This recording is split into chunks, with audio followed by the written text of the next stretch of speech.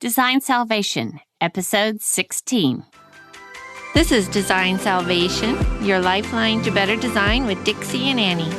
Our mission is to share our conversation with you so we can all elevate our work and lifestyle. Welcome to the fold.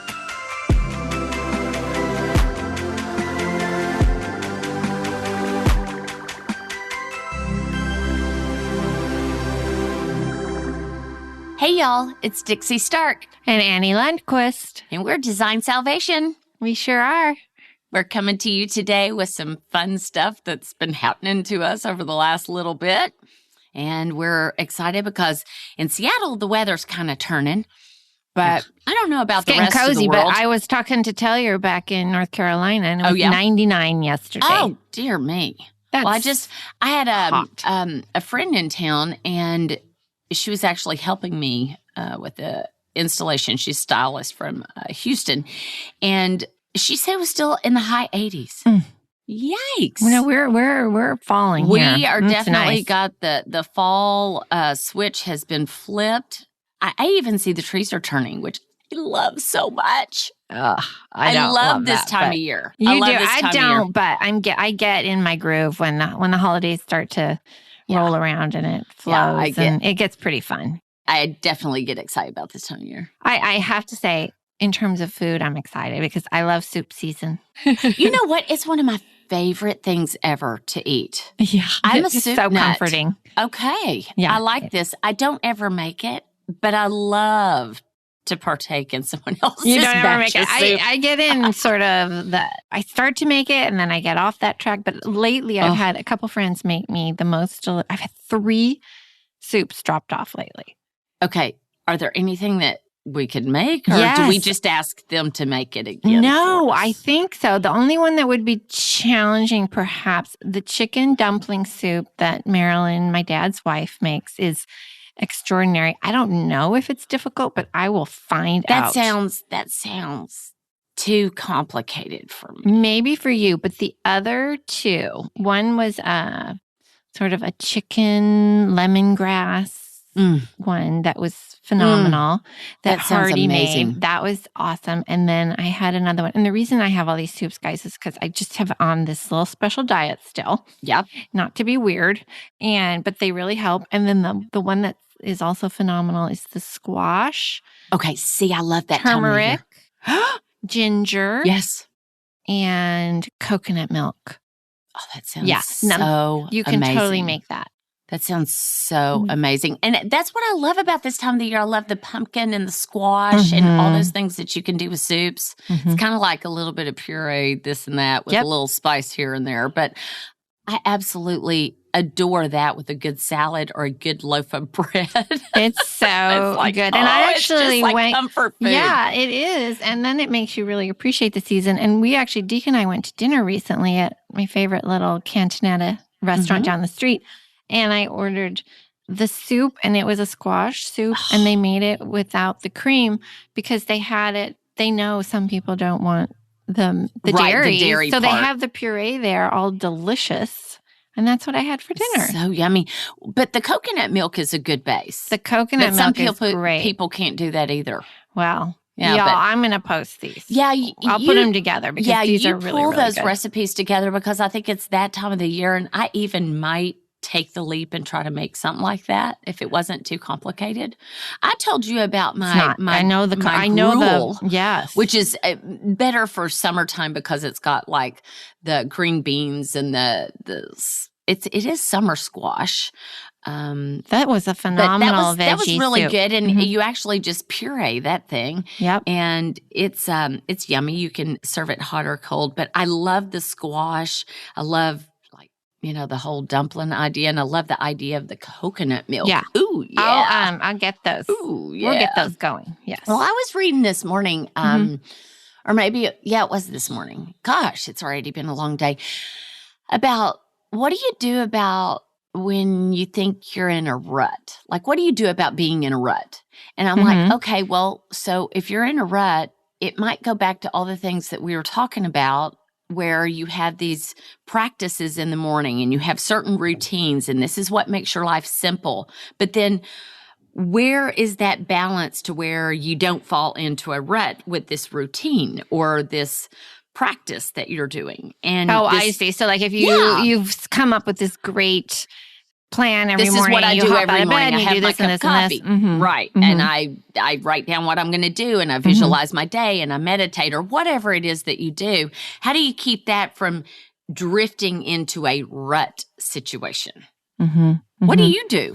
Well, this is interesting because I have a love-hate thing with routines because I'm not really a planner. But when I do get a routine that I like, I do think there's an expiration date on certain routines. I mean, not your morning coffee, generally. That has no expiration date. No, there is no expiration date on that morning coffee. No, there's no expiration date. But I think you have to change it up I do fairly frequently. Like I need to have, some mornings when it's spring, as you know, or it's summer, then it has to fit the season. So it's me going outside and doing my little early morning gardening thing. That's my type of meditation. I absolutely agree with the seasonal thing because we're just talking about autumn and how it's changed the way we think about food, and it's changed the way that, we are dressing and all of our routines. So I think seasonal, that's a great point. Seasonal is one of the ways to kind of like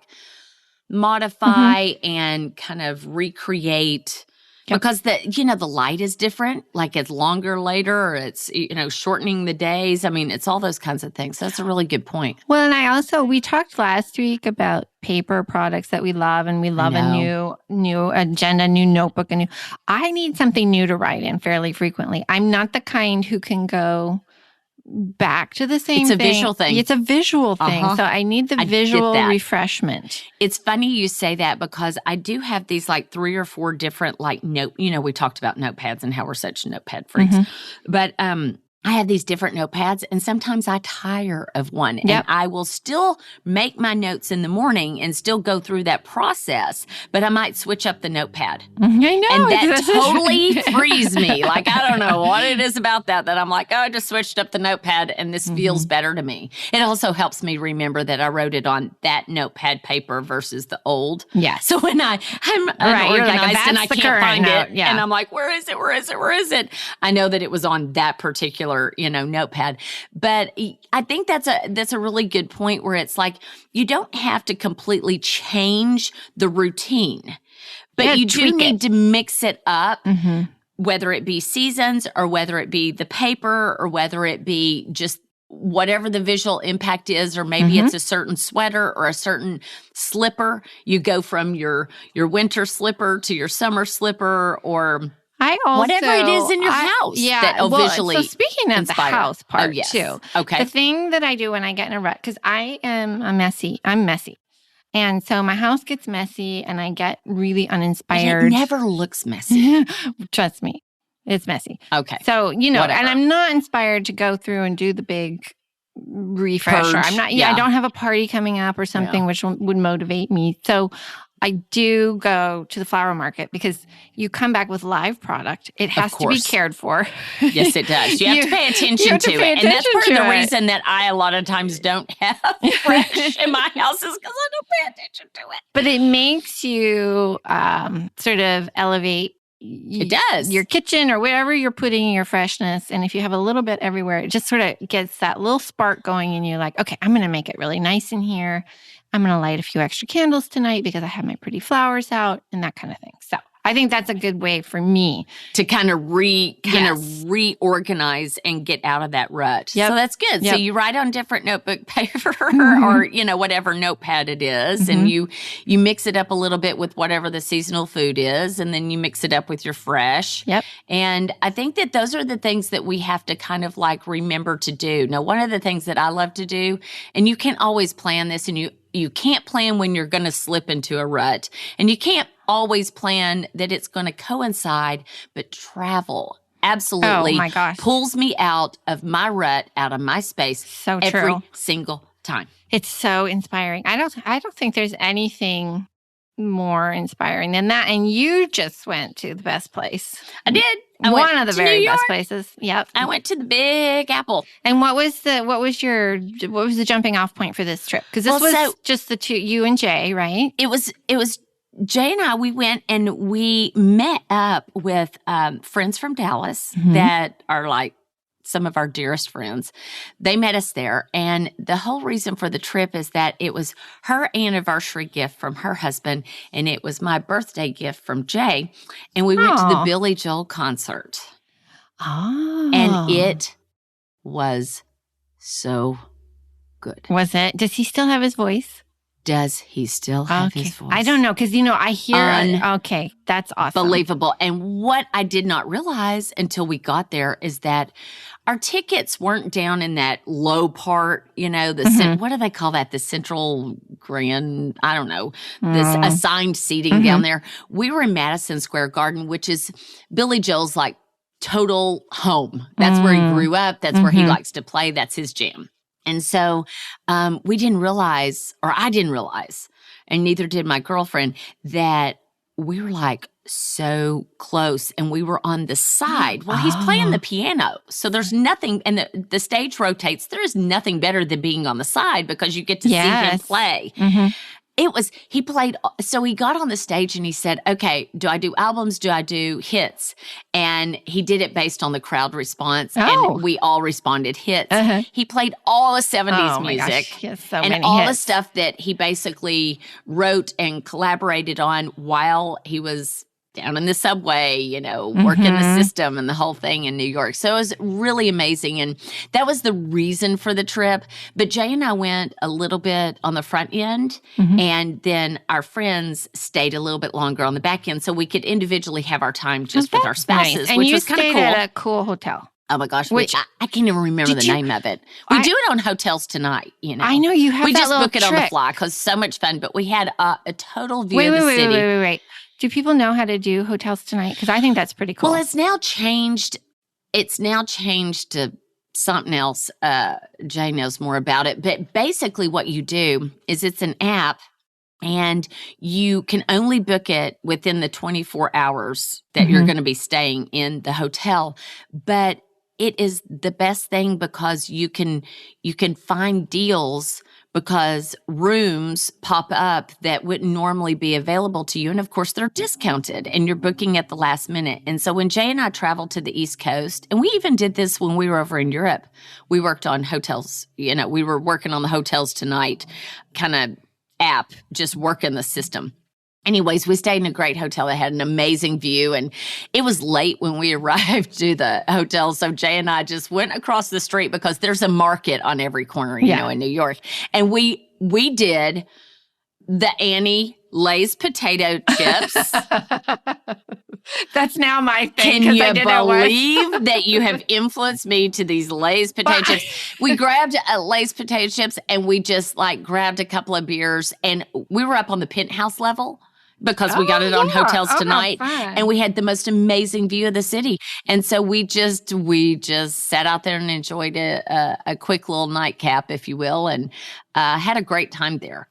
So anyway, so it was just total fun to have that front end time with Jay. Yeah. And then we went to all the old haunts. We did all the things, but it does get you out of your rut. It gets you out of your routine. It gets you looking at things with different eyes, and it inspires you. We all know that travel inspires us. Well, and I think it can be super simple to get in the car and drive to the next little town down the road. Such a great idea. I don't think you need to have to go stay at a cool hotel even. But, no, you don't. Just get out of your zone.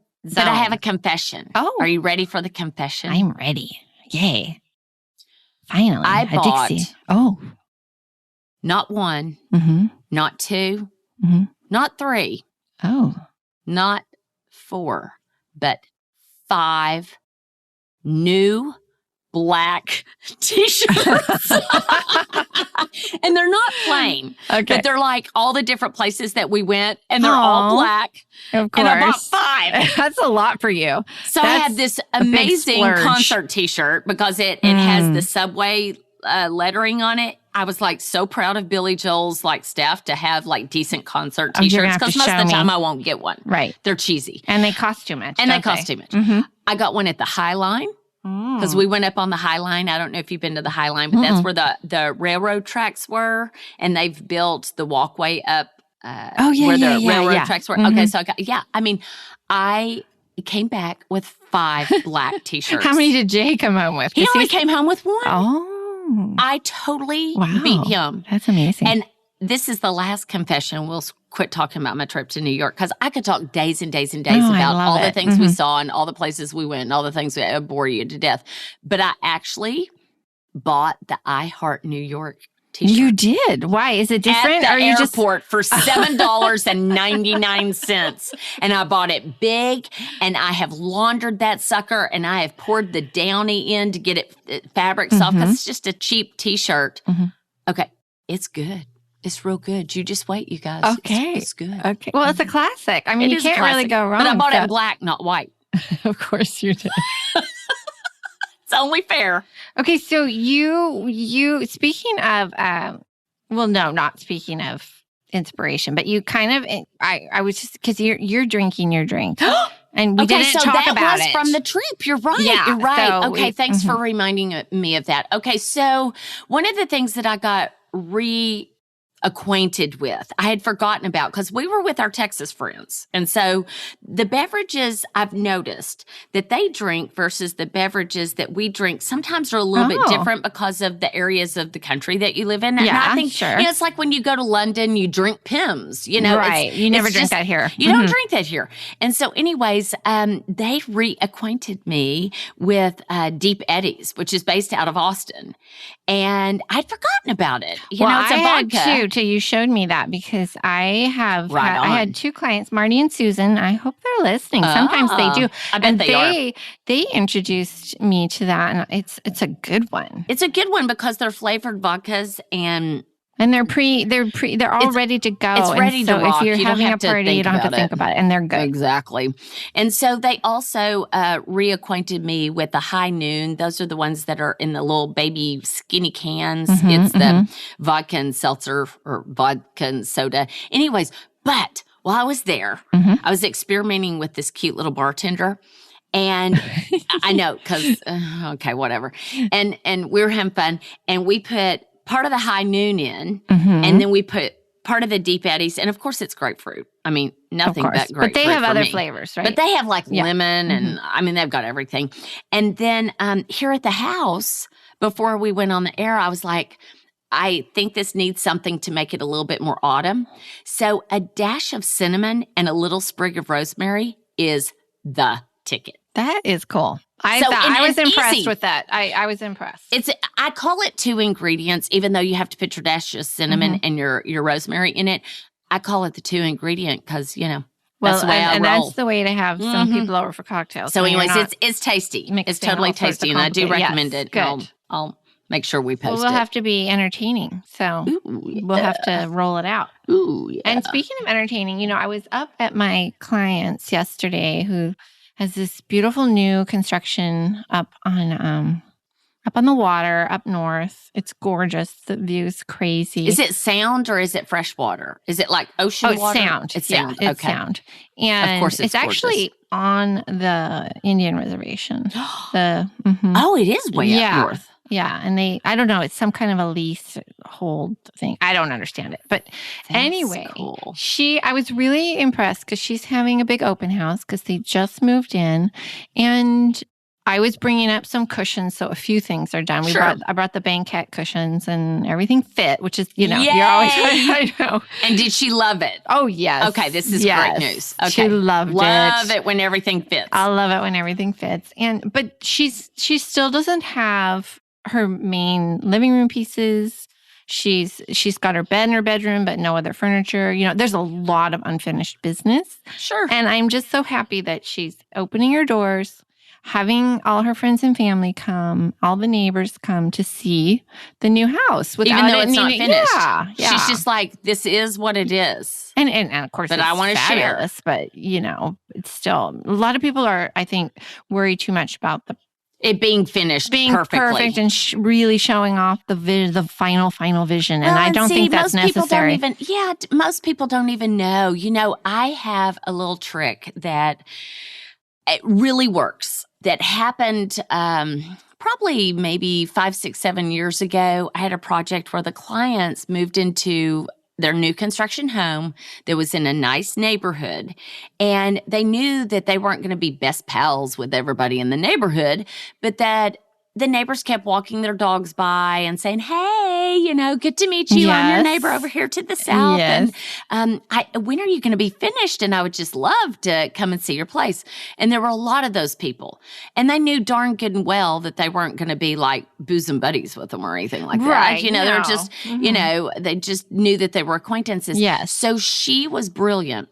We tag team and she said, I'm going to have an open house before we bring any of our personal belongings in and before we do any of the furnishings, because I got to furnish the home as well. Also a sound view waterfront property. And so she was brilliant. And we tag team and started thinking about it. And we basically had it catered. And we brought in bar top tables with no chairs, put black tablecloths on them just like any other event, and slapped a candle on the top, a little votive. Had the afternoon like from 3 to 5, I think is what it was. I think it was 4. It was either 4 to 6 or 3 to 5. But as the sun was kind of going down, because the view is amazing, it's west facing, and ask everybody to take their shoes off. But there was not a lick of furniture in there. And the contractor had just handed over the keys to the clients and said, it's your baby. There was no blue tape. There was nothing. Everything was done. And she was precious. She took little note cards and she labeled certain things that had a story. So like, we use this reclaim, blah, blah, blah, blah, blah. Or we love the idea of entertaining this way. So that's why our bar is here. She did all these cute things. And then she put, this is the powder room. Please use this room. Like, don't use the master bathroom is what she was basically trying to say. Like, don't go up there and, make yourself too at home. Ask everybody to take off their shoes and gave them full reign. She did not give any tours. She just said, go. She just said, go. Oh, it's like a true open house. Well, yeah, it was like a real estate open house. Yeah. And then what happened was everybody was satisfied. Everybody walked out of there satisfied. They had seen the project. They had seen everything. And then the people that she was really going to make friends with and wanted and felt comfortable inviting them into their home when it was finished, she was able to do that later. But everybody in the neighborhood came. They all rolled out, let me tell you. And thank God we didn't have any rain. It's a big imposition to build a new house in a neighborhood. It impacts. It impacts the whole neighborhood. Of blocks. There's dust everywhere. It's a mess. So I think that's it was a the really courteous thing to do, but at the same her time, having to put herself out too much. Correct. They kept their privacy, and it was a nice event. And neighbors reacquainted themselves with one another. You could see that happening. And the additional thing that she did that I thought was such a great thing for the team of us that worked on the project is she invited all of us and our spouses, and then she listed who we were and what we did. And she even had a picture of us so that we didn't have name tags or anything, but everybody could go, oh, you were the interior designer. They knew I was the interior designer, it was like really funny. And they were like, oh, you were the builder. And so she was very thoughtful from the informative part so that she could socialize and she didn't have to give tours. Nice. I'm like, girl, you're brilliant. Yeah, that was so smart. I have stolen that concept and elaborated on it a little bit for those people that do want to have an open house and that do want to invite their neighbors and don't really quite know how to go about it.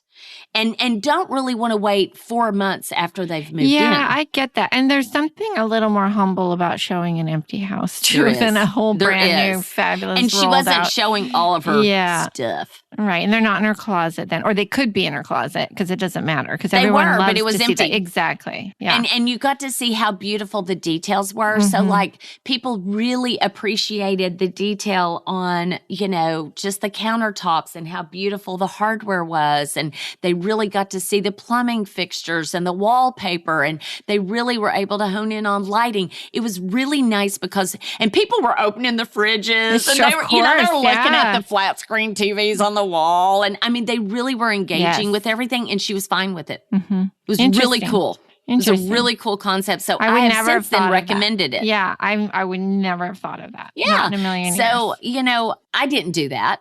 I did have an open house, and I did it the old school way. I got moved in, and it was partially done like your clients, and then had a neighborhood open house. But even like your little group of people, y'all are the coolest things where you like get together on Fridays. Oh, the neighborhood. What's it called? Yeah, Friday? our neighborhood Friday parties. Yeah, those are. I'm actually hosting the next one on the Girl. I know, in a couple weeks. What are you going to do? I have no idea. No. You hadn't even thought about it because this would send me smooth over the edge. I'll think about it 2 days before, maybe, or a day before. No, Annie Lundquist, really? Yes, you know me. I'm not a planner. Man. I would, right now, I would be planning for what I was going to be doing like a week and a half later or 2 weeks later. There's no way. Girl. There's just no way. Yeah. Okay.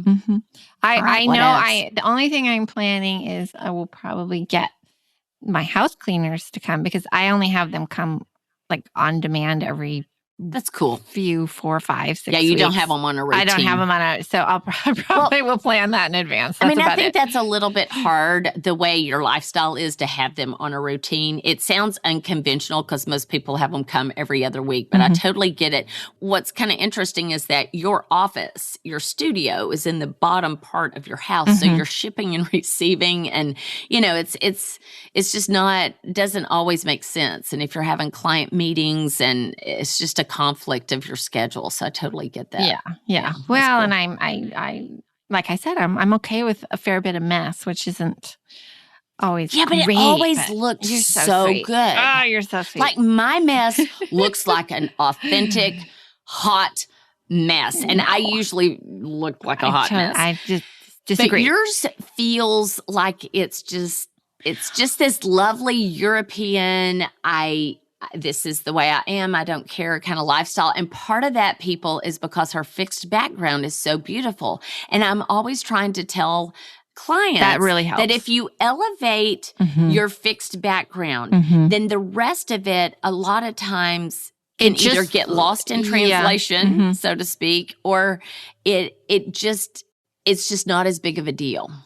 I think that's a good point, Dixie. For example, if you really want each element in your home to be beautiful and you make it so, whether it's vintage or patinaed or not, or brand new. Yes, when you have your mess, it'll just reflect better. It'll just seem more natural, and the way you live is just a beautiful thing. It's sort of like pets, they impact our lives in so many ways, and we love them to death, and they're even more and more, it seems like, a part of our everyday. We push them to the side less and less. So they're on our furniture, and they have their pet beds there, and so be it. And so I think, everyone has seen probably that I have that big basket that I flipped over. Okay, biscuits. No, let's back up for 2.2 seconds on the basket.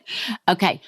I call her dog Taco because that's what Lulu calls Biscuit, but his name's Biscuit, but he's kind of like a taco too. Well, so he I is call a him Chihuahua. Taco. That's just fine. Yeah, so Taco works. He has the most amazing, I don't know if that thing's, I don't know where you got that basket, but he has the most amazing, unconventional, exquisite basket with this lovely, unconventional pet bed. You have just a beautiful pillow in there. Well, what is that? No, that actually is a better looking pet bed. It is. Okay. It is, and it doesn't look like it's not too bad, and it could be even better. And I do like I see all these darling pet beds out there that are big and fat and bright and striped, and they're so cute and compelling, but they're just gonna stand out, y'all. They don't look good in your house. No. I mean, Charlie might have a cute little personality or something, but seriously, talk about the sore eye spot. Is if you don't really make your pet gear or needs to incorporate needs to blend in and look as if they are, again, incorporated in a part of the house. And I have a great seamstress, and she actually has made covers for me, not only for my car seats, but for, because, pet hair everywhere. But my sofa slip covers, and also to take just the conventional orifice bed and make a cover on it so that it goes with the rest of the house. And then you can just wash it. Yeah, exactly. But I've been known to make some mistakes. Yes. I Pet pick the wrong mistakes. fabric sometimes. Oh, yeah. And then the hair just sticks and Just it sticks in embeds there. in it. And then I've had these beautiful covers and I could not get the hair out to the point that, You just had to chuck them. Had to chuck That them. happens. So do you have a suggestion? I mean, would you use... One of the things that I think works really great, and I think this is why you see a lot of pet beds in it, is actually canvas. Canvas that the hair doesn't want to embed in. It wants to lay on top. So you can either roller it off or you can shake it out before you wash it. And then it washes well. Right. But I love the perennials line or any of the indoor-outdoor sunbrella fabrics. Those all work really, really great. Yeah, that's a good point. And then I am notorious for finding, this is kind of funny, but little baby quilts, like they go on your nursery beds. And you can either have them made. I usually do custom bedding for nurseries too, but there's so many great things out in the market now. They are the perfect size to cover a larger pet bed. And talk about easy to wash. Yeah. And now they're out in ticking stripes and they've got embroidery that's clever and they've even got them in, these great block prints and mud cloths and all sorts of stuff for babies. Those work amazingly well to cover your pet bed. Clever. Yeah. I'll have to take a or look. the sofa that, or the portion of the sofa that they're going to lay on or whatever it is. Biscuit on and our then sofa. See? But and he's then little. It's contained though. And then you can wash that really easy. So that's kind of one of my hacks. Just use a cotton nursery mat laissez or blanket. It works great for pets.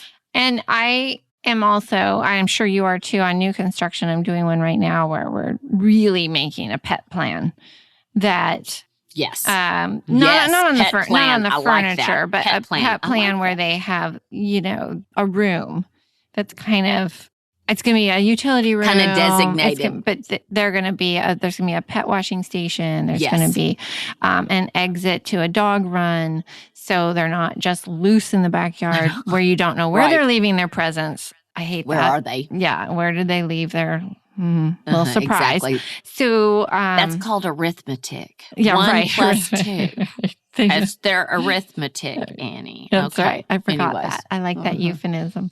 So you have cute doggy bowls. It's one of the things I haven't done. It's my next upgrade. I don't know why I haven't gotten cuter bowls for Biscuit. Taco deserves a cute bowl. Don't you think? I'm going to do that. A couple of them are actually just, of course, they're like cream with some black lettering that are a little bit more like, whimsical, whatever, like chow down. But I do have a couple of bowls that are vintage dog bowls. That's nice. And they look like pottery. They're kind of hefty and nice. Yeah, they're really good. But they're for the pups. And then instead of using just an old mat for them, I've used vintage, just little vintage, tiny little rugs.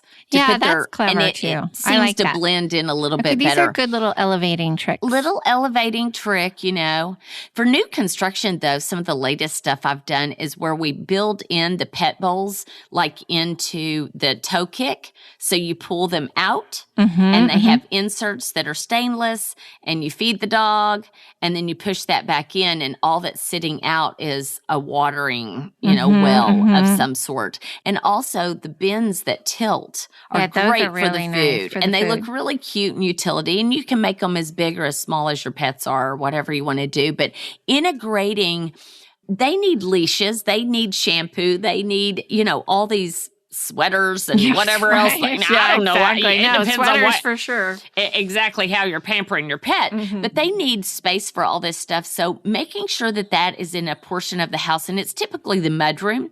I've done it in the garage too, but incorporated in the cabinetry in custom way. Wow, does that clean up your space? Wow. Yeah, that's a really good one. But the pets are family, so they need. I love all these design books now that are about designers and their dogs. And isn't that Susanna fun? And you know what? This is so fun. Like the Doggist on Instagram, and I mean, and you've got all these individual people that have taken their pets and have actually created accounts for their pets. I know. Well, I post Biscuit much too often. I have to stop myself. Post him much too often. You can't. I think my favorite is it's called this wild idea or something like that, but it's Maddie the Coonhound.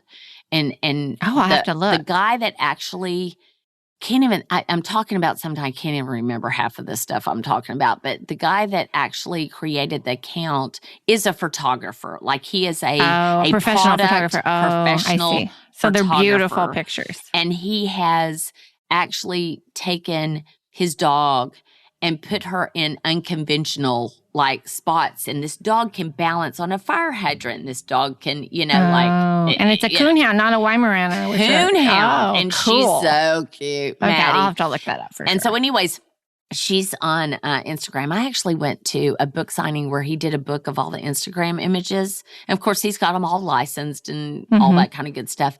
And Maddie was there. Oh, you got to meet the dog. Yes. You're the biggest dog lover. Just like any other dog out there, she's driven by food and love. Cute. Food and love. You got food, you got love, she's there. Well, so we touched on getting out of a rut. Kind of. I hope we. I hope we just told you like how we kind of get out of a rut. I don't know. But I want to go back to because thought. I haven't told you this, but I did a little research on airfare. Wait. Airfare for where? Well, so I know we talked about maybe going to London, but I don't think the timing's going to work for that. And so I think we might need to go to Paris. Oh, are we going to think about going to Deco Off? I think we should. I think it's been a long time. I haven't been in ages. I think we should. Okay, so I have never been to Deco Off, but I did get a personal invitation from one of the vendors there, one of the Italian CC Milano that company has extended a personal invitation to us. Oh, he's adorable. Yeah. He's a big flirt. Oh, yeah. Very big flirt, but he is adorable. Manuel, he's the owner. Manuel, yes. Anyways, and actually a couple of the showroom owners here in Seattle are actually going to also be present at Deco Off. So tell everybody what Deco Off is and why it's so important to the trade and why I must go. Well, you must go because we all should be in Paris for true inspiration, honestly. Seriously. Talk about get out of a rut. Yes. Exactly. Whoa. It's the yearly launch of the new fabric lines in that little community there, and all the little fabric houses are open and they have presentations. My mouth is watering just thinking about and the thing that's interesting about it is you really hear the true artists who are creating those textiles describe them in a way that makes you understand why they're special, why they cost so much, and then you can relate that information better, I think, to your clients. I think that's absolutely why it's really good for designers to be exposed to the actual artists that have created the product that they're implementing into the next layer of artistry. Yeah, it's very different to hear it coming from them. And it's almost as if you can get in their head and you can relate to almost any fabric line, whereas before you might just kind of scoot over it, you really take a deeper dive and can pick it apart and understand it. And so fun. Much more nuanced. It's super, super fun. And this is really open to the trade though. Yeah, although the public is like a minor participant, I believe. Yeah, that's right. No, it's more for trade. I'm sure there are some people there who just have an interest in it and you could pop in and they're not going to kick you out. But of course not. It's very much to the trade and I think we should go. So I think we should. I think that happens in January, you said mid-January. Yeah, because the other one, Jeannie's going to probably go to Downton and we'll just have to live vicariously through her trip. Jeannie Auntie Boone. Yeah, Auntie Boone is my sister-in-law. Such a sweet, endearing name. Yes. Okay.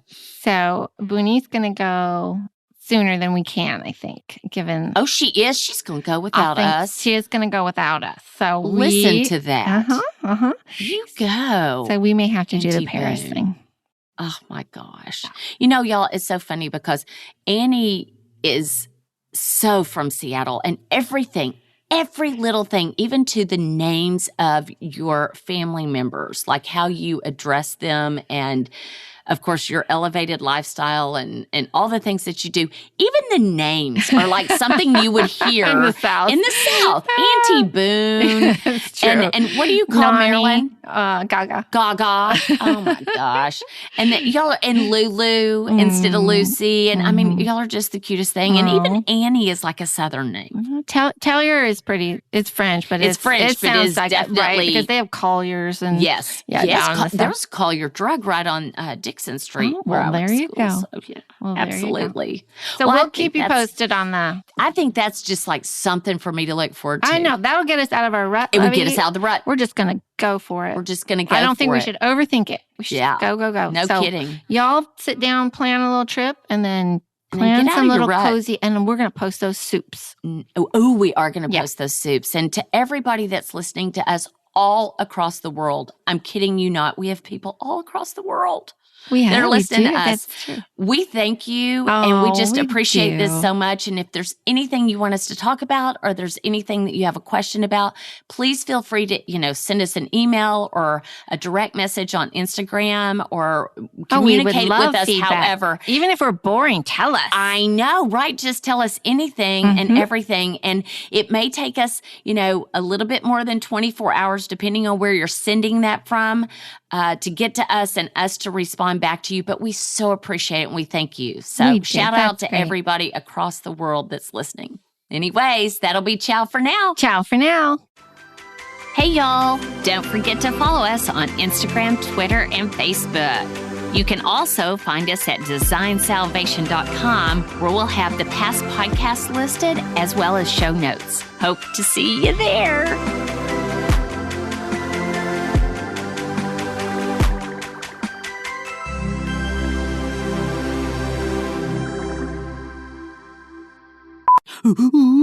So, anyways, we're going to pause for a second, Chris. Yeah. Because I'm not turning this off. No, don't do a thing. I'm going to because where does it go, Lovey? I don't know. You don't have to know where it goes. I know, but it gets me super nervous. I know. And then you start looking at me weird, and then I'm trying to stall. Lovey, I'm so sorry. Like, what the heck? I know. Okay. So I am not going to stop it, but I need Please don't. Okay, we're good. Oh my gosh, back. You always do this. You quit doing this on the next one. Okay, I'll just assume that it's going even though I can't see anything. Okay. I'm so sorry, Chris. Here we go, Chris. I'm going to clap.